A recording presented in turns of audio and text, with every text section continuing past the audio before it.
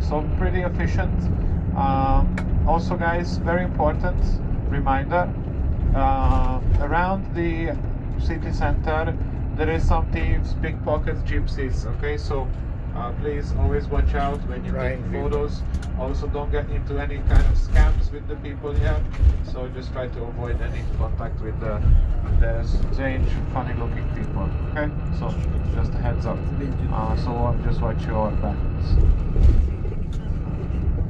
Alright, so we're just gonna drive a few minutes along the river, and then we reach the area of the Hauptbahnhof, which is the main train station of the city of Cologne. And also coming up on the right hand side will be a new area, which used to be the port of the city of Cologne. So Cologne was a very famous city in medieval times, free city under the Holy Roman Emperor, and this was a very important trading center because of the location, and it was part of the so-called Hanseatic League. Hanseatic League was formed to counter the trading of the northern neighbors, which are the Swedish and Danish and the Norwegians. Okay, so that region of the Baltic Sea was a very important trading route, and the Hanseatic League was also like kind of like a group of different trading cities formed an alliance to keep the trade going. So on the right you can see here coming up the crane. There's a crane here, which is just a reminder what they used to have here in the port. Okay, so the port was used to bring in goods, but as the history goes, you see this crane here, yeah. So this is a rebuilt crane here, just as a reminder how the city was doing a lot of trade from the waters, taking off the goods, shipping them inside. Now it became a very important office area. Okay, so you see all these beautiful modern buildings here.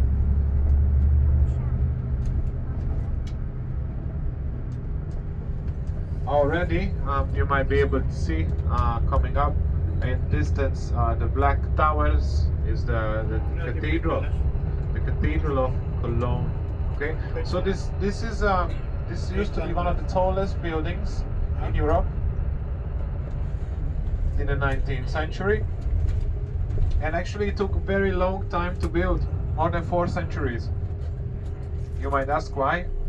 Because it was a huge it's a huge project, and as the time goes, in 4 centuries a lot of things changed in the city. The ruler of the city is different, the financial situation in the city is different, and so the project was halted many times and only finished up in the late 19th century. Okay, so about 4 centuries to build, but it is built in a Gothic style. The Gothic style we already saw in France as well, and also in Rome, and here now up in the north. It's one of the best examples of the northern Gothic architecture. Okay, it is a beautiful church, also the seat of the Archbishop of the Catholic Church of Cologne, right? And also inside, I definitely recommend everyone to go inside and have a look. It is an amazing, beautiful church. Very nice also paintings inside and statues, and also you have, if you go down below inside the church, you have the burial place, the crypts, which is the burial place for the archbishops and the famous bishops of the region. Okay, so that is also very interesting thing to see.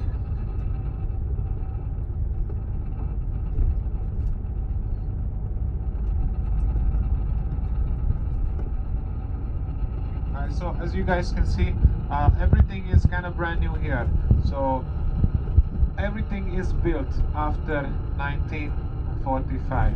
Everything is built after that. So 1945, big destruction, and all the new buildings are here. So some of them built right after the war, and some much later on. Like most of these office buildings are quite new. They were built about 10 years ago or so.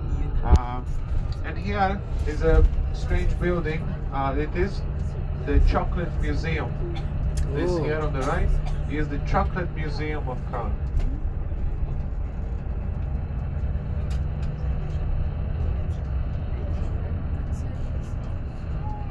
But don't worry guys, we're not going in the chocolate museum, but in Belgium we're gonna go and see the best place for chocolates. Everywhere you will be swimming in chocolate. So much. Yeah, so definitely you will enjoy. If you like chocolate, that's the place to be. So in Brussels. Mussels in Brussels and also chocolate is the most important. You can do free tasting everywhere, so you don't even need to buy, just go everywhere and just pick one each place.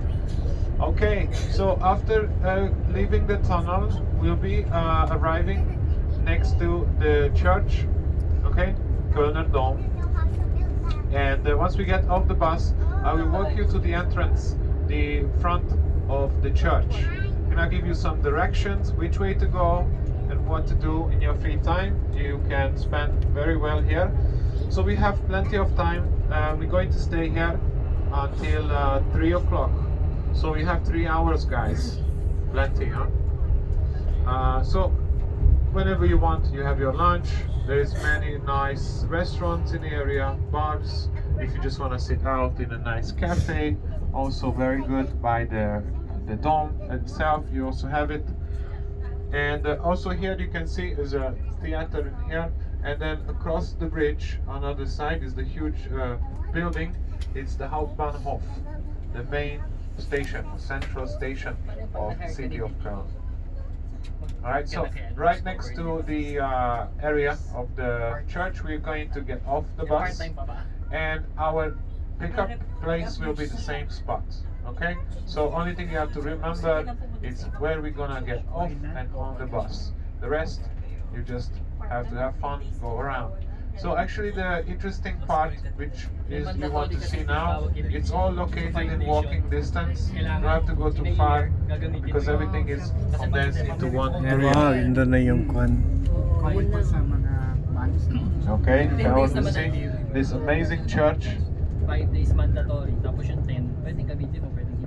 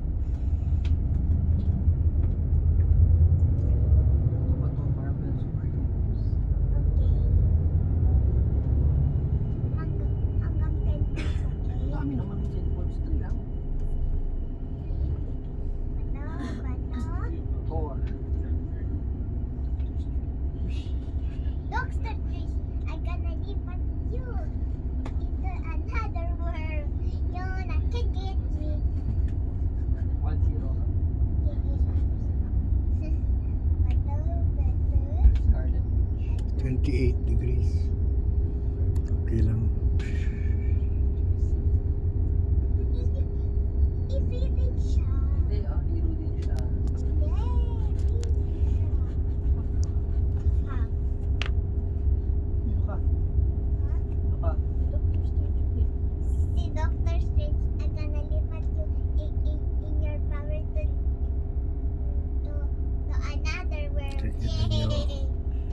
Almost all Europe.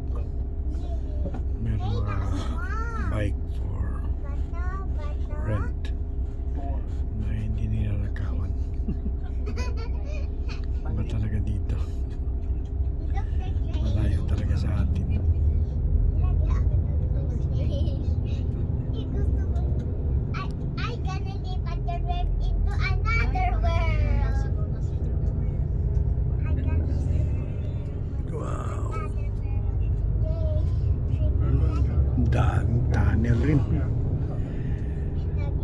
Sana ganito na tayo kung hindi tayo ninakawan, kung hindi tayo nabudol-budol. For 21 years, marami sana tayong tunnel. Alright, so we are now in the old city center. We're just gonna get through this red light here and then we get dropped off. And there's another church on the right side. That's where we're getting Sunod. off. And then we're just gonna walk See you. across the street here and come to the front of the building.